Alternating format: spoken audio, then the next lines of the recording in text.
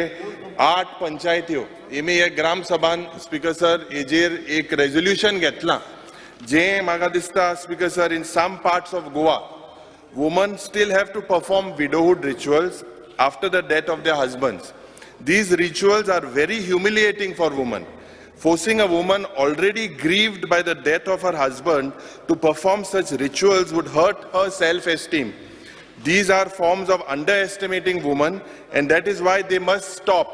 The death of the husband does not diminish or end the existence of the wife in the slightest.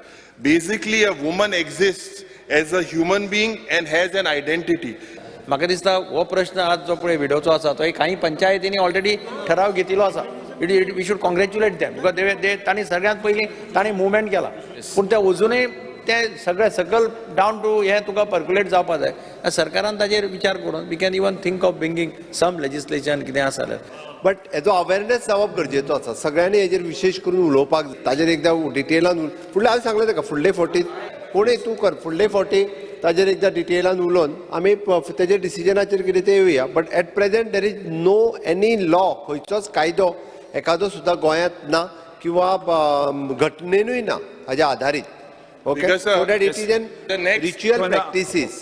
त्या खातीर आमी आतां educated जाल्या उपरांत सगळ्यांक अवेर करपाक जाय. हें जावपाक जाय आमकां सगळ्यांक तितको रिस्पेक्ट दिवपाक जाय ह्या मताचो हांवूय आसा.